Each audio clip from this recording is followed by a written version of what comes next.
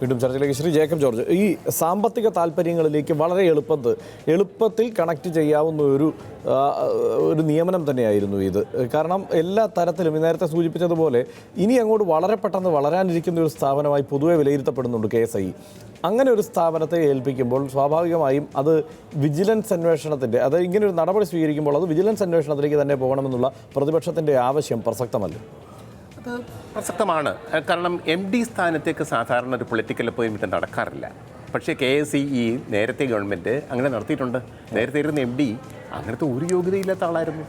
അത് ഭയങ്കര കള്ളത്തരവും കൊള്ളരുതായ്മയും ഒക്കെ നടത്തിയിട്ടുണ്ട് KSI. അതുപോലെ ഒരു സ്ഥാപനം ആയിട്ട് വീണ്ടും അധപ്പതിപ്പിക്കുക എന്നുള്ള ഒരു ശ്രമം EP ജയരാജനുണ്ടായിരുന്നു എന്ന് ഞാൻ ആരോപിക്കുന്നില്ല. പക്ഷേ ജയരാജന് അദ്ദേഹത്തിൻ്റെ സ്ഥാനം മറക്കണമായിരുന്നു. പ്രത്യേകിച്ച് P ജയരാജൻ, കണ്ണൂരിൽ തന്നെയുള്ള അദ്ദേഹത്തിൻ്റെ നേതാവാണല്ലോ P ജയരാജൻ. അദ്ദേഹമൊക്കെ എന്ത് കൃത്യമായിട്ടാണ് പണം കൈകാര്യം ചെയ്യുന്നത്. അദ്ദേഹത്തിൻ്റെ മക്കളൊക്കെ എന്ത് ദരിദ്രാവസ്ഥയിലാണ് അദ്ദേഹത്തിൻ്റെ കുടുംബം. അദ്ദേഹം തന്നെ വളരെ നിസ്സാരമായ പാർട്ടി അലവൻസ് കൊണ്ട് മാത്രം ജീവിക്കുന്ന ഒരു രാഷ്ട്രീയ നേതാവാണ്, കമ്മ്യൂണിസ്റ്റുകാരനാണ് P ജയരാജൻ. കണ്ണൂരിലുള്ള ശക്തനായ കരുത്തനായ നേതാവ്. ആ ഒരു നേതാവ്, അങ്ങനെയുള്ള കമ്മ്യൂണിസ്റ്റുകാരെ കേരളത്തിൽ അങ്ങോളം ഇങ്ങോളമുണ്ട്.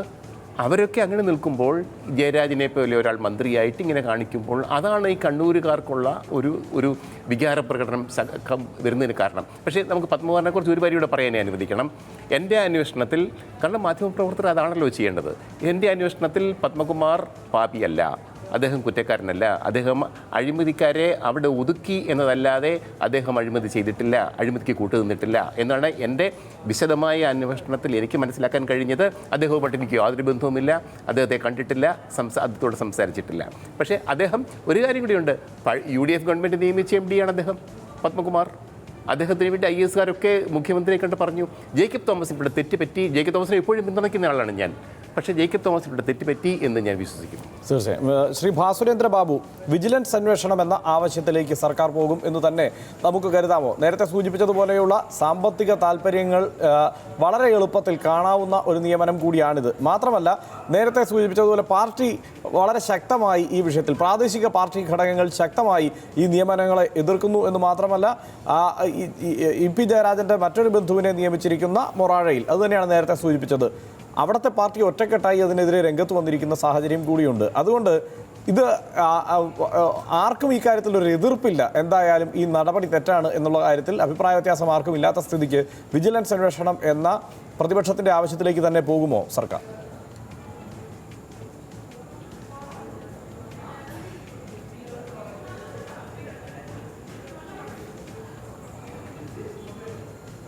അല്ല, ഇതിനകത്ത് മുഖ്യമന്ത്രി ഇടപെട്ട് അങ്ങനെ തന്നെ ഞാൻ കരുതുന്നു.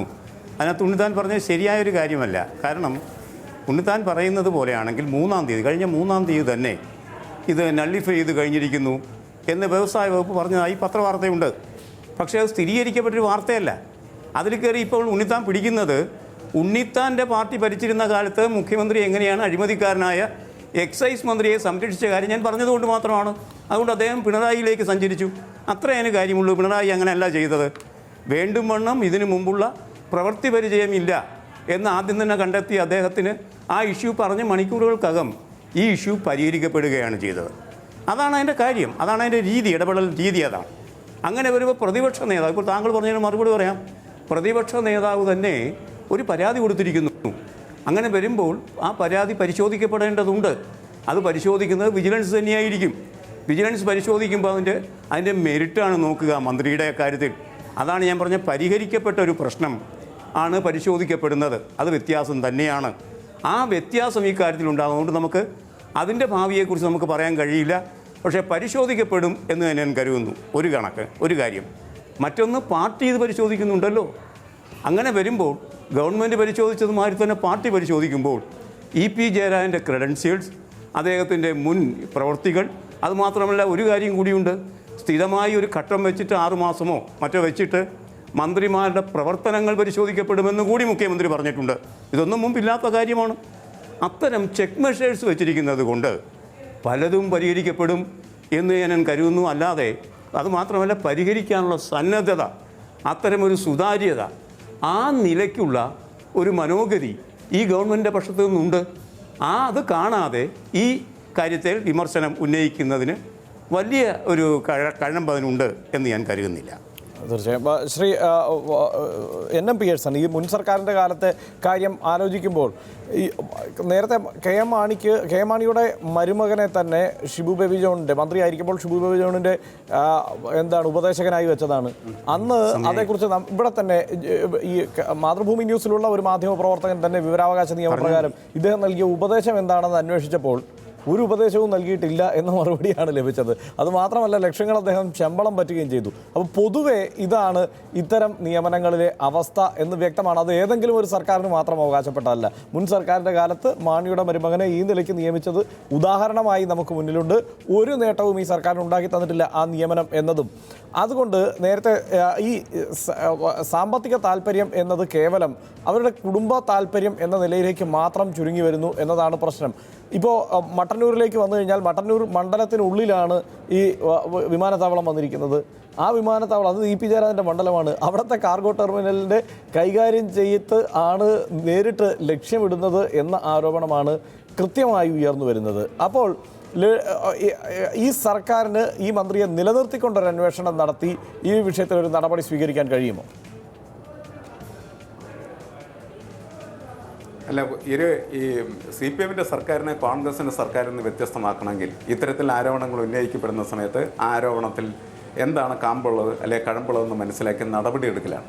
അതിശക്തമായിട്ടുള്ള നടപടി ഇപ്പോൾ EP ജയരാജനെതിരെ എടുക്കേണ്ട സാഹചര്യത്തിലേക്കാണ് കാര്യങ്ങൾ പോകുന്നത്. കാരണം ഈ സാമ്പത്തിക താല്പര്യങ്ങൾ തന്നെയാണ് അദ്ദേഹത്തിൻ്റെ കുടുംബവുമായിട്ടോ അല്ലെങ്കിൽ അത് ബന്ധുജനങ്ങളുമായിട്ട് ബന്ധപ്പെട്ട വിഷയങ്ങൾ തന്നെയാണ് അതിലേക്കാണ് പോകുന്നത്. അല്ലെങ്കിൽ പാർട്ടിക്ക് വേണ്ടി ഫണ്ട് മേടിച്ചെന്ന് പറഞ്ഞ ഒരു ആരോപണത്തിലേക്ക് കാര്യങ്ങൾ പോകാതെ വ്യക്തി കേന്ദ്രീകൃതമായിട്ടുള്ള അഴിമതി ആരോപണത്തിലേക്ക് പോകാനുള്ള സാധ്യതകളാണ് ഇതിൻ്റെ മുന്നിൽ ഉള്ളത് എന്നതുകൊണ്ട് പാർട്ടി അതിശക്തമായിട്ട് ഇടപെടും തന്നെയാണ് ഞാൻ കരുതുന്നത്. ഇടപെടേണ്ടതുണ്ട്, അല്ലെങ്കിൽ പിന്നെ എന്ത് പാർട്ടി എന്ന് ആളുകൾ ചോദിക്കും. അതുകൊണ്ട് ഈ വിഷയത്തിൽ അതിശക്തമായിട്ട് പാർട്ടി ഇടപെടുക, മുഖ്യമന്ത്രി ഇടപെടുക, പാർട്ടി സെക്രട്ടറി ഇടപെടുക, പാർട്ടി സഹകൾക്കും അതുപോലെ സമൂഹത്തിനും സ്വീകാര്യമായ പാർട്ടിയിലെ അന്വേഷണം. കാരണം അദ്ദേഹം ഈ പറഞ്ഞ സുധീർ നമ്പ്യാർ എന്ന് പറയുന്നത് പാർട്ടി എം പിയുടെ മകൻ കൂടിയാണ്, PK ശ്രീമതിയുടെ മകനാണ്. അതുകൊണ്ട് പാർട്ടിയിൽ ഇത് അത്ര ലളിതമായി അവസാനിക്കുന്ന വിഷയമാകുമോ?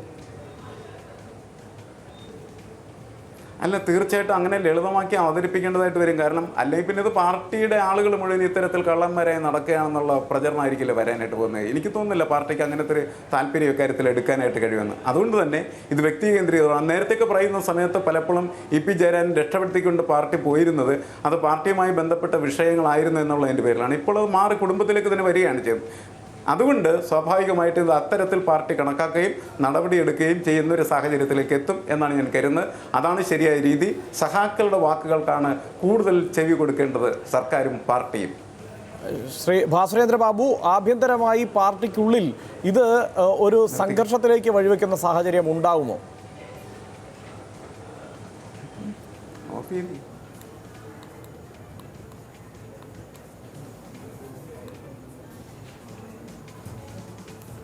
അല്ല, അത് എങ്ങനെ സംഭവിക്കുമെന്ന് ഇപ്പോൾ പറയാൻ കഴിയില്ല. താങ്കൾ തന്നെ സൂചിപ്പിച്ചതുമാതിരി മൊറാറയിലെ കമ്മിറ്റി ഇപ്പോൾ അത്ര ഒരു നിലപാടെടുത്ത് അങ്ങനെ ഒരു പ്രതികരിക്കും എന്ന് നമുക്ക് സാധാരണഗതി പ്രതീക്ഷിക്കാൻ കഴിയില്ലല്ലോ. അത് ഏതൊക്കെ നിലവാരത്തിൽ മറ്റ് കമ്മിറ്റികളിലേക്ക് പടർന്നു കയറുമെന്നും നമുക്ക് പറയാൻ കഴിയില്ല. ആകെ പറയാൻ കഴിയുന്നത് സോഷ്യൽ മീഡിയയിലെ റിയാക്ഷൻ, ഗവൺമെൻറ്റിൻ്റെ ഭാഗത്തുനിന്നുള്ള റിയാക്ഷൻ, ഇതൊക്കെ പരിശോധിച്ചാൽ അതങ്ങനെ വിട്ടുകൊടുക്കപ്പെടാനിടയില്ല. ഇത് അഴിമതിക്കെതിരെ നിലപാടെടുത്തിട്ടുള്ളൊരു ഗവൺമെൻറ്റിൻ്റെ അത്തരമൊരു ഗവൺമെൻറ്റിൻ്റെയും മുഖ്യമന്ത്രിയുടെയും ഒരു പ്രകാശനമാണ്. അതുകൊണ്ട് പഴയതുമാതിരി കാര്യങ്ങൾ സംഭവിക്കും എന്ന് പ്രതീക്ഷിക്കാൻ കഴിയില്ല. പാർട്ടി എന്തായാലും ആ കാര്യം പരിശോധിക്കാൻ പോകുന്നു എന്ന് പാർട്ടിയുടെ സംസ്ഥാന സെക്രട്ടറി തന്നെ പറഞ്ഞിരിക്കുകയാണല്ലോ. അപ്പോൾ ആ പരിശോധനയിലും ഈ ജനകീയ വികാരങ്ങൾ പ്രതിഫലിക്കും എന്ന് തന്നെ ഞാൻ കരുതുന്നു. അങ്ങനെ പ്രതിഫലിക്കുന്ന ഒരു നല്ല കാര്യമാണ്.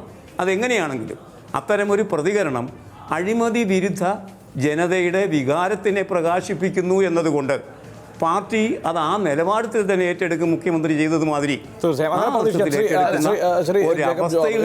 ഇതിനകത്തൊരു പ്രശ്നം ഈ പറഞ്ഞതുപോലെ ഈ പാർട്ടിക്കുള്ളിൽ ആഭ്യന്തര കലാപം ഉണ്ടാവാൻ സാധ്യതയുള്ള ഒരു വിഷയം കൂടിയാണ്. കാരണം ഒരു നേതാവല്ല, പ്രമുഖരായ 2 കേന്ദ്ര കമ്മിറ്റി അംഗങ്ങളുടെ മകനെ ആണ് അല്ലെങ്കിൽ ബന്ധുവിനെയോ മകനെയോ ആണ് ഈ നിലയ്ക്ക് നിയമിച്ചിരിക്കുന്നത്. മറ്റ് 6 പേരുടെ നിയമനങ്ങൾ കൂടി അങ്ങനെ ചിത്രത്തിൽ നിൽക്കുകയാണ്. EP ജയരാജന്റെ ബന്ധുക്കൾ മാത്രമായ 6 പേരുടെ നിയമനങ്ങൾ കൂടി. അപ്പോൾ എന്ത് സംഭവിക്കും? തീർച്ചയായിട്ടും CPM-നകത്തൊരു ചർച്ചയാകും. ഇപ്പോൾ കൂടി ഇത് തന്നെ പറഞ്ഞിട്ടുണ്ടല്ലോ. പക്ഷെ നമ്മൾ ഇതിന് ബഹുമാനപ്പെട്ട പിയേഴ്സൺ പറയുന്നത് പോലെ കോൺഗ്രസ് നേതാക്കന്മാർ പറയുന്നത് പോലെ അവർക്ക് അത്രയൊരു മനസ്സിൽ രാഷ്ട്രീയവും രാഷ്ട്രീയ ശത്രുതയും വെച്ചുകൊണ്ടാണ് പറയുന്നത്. പക്ഷേ നമ്മൾ മാധ്യമ പ്രവർത്തകർ എന്ന നിലയിൽ നമ്മൾ ഈ കാര്യം കാണുമ്പോൾ ശക്തനായ പിണറായി വിജയനുണ്ട്, അദ്ദേഹത്തിന് ഒരു അജണ്ടയുണ്ട്. അത് അഴിമതിക്കെതിരെ നിലപാടെടുക്കുന്ന ഒരു അജണ്ടയാണ്. അതനുസരിച്ച് അദ്ദേഹം നേരത്തെ സൂചന നൽകി കഴിഞ്ഞു. തീർച്ചയായിട്ടും പിന്നെ CPM കമ്മിറ്റി ഒരു ഉചിതമായ നിലപാട് സ്വീകരിക്കണം എന്നാണ് എനിക്ക് തോന്നുന്നത്. വളരെ നന്ദി ഈ ചർച്ചയിൽ പങ്കെടുത്തതിന് ശ്രീ NM പിയേഴ്സൺ, ശ്രീ ഭാസുരേന്ദ്ര ബാബു, ശ്രീ രാജ്മോഹൻ ഉണ്ണിത്താൻ, ശ്രീ ജേക്കബ് ജോർജ്.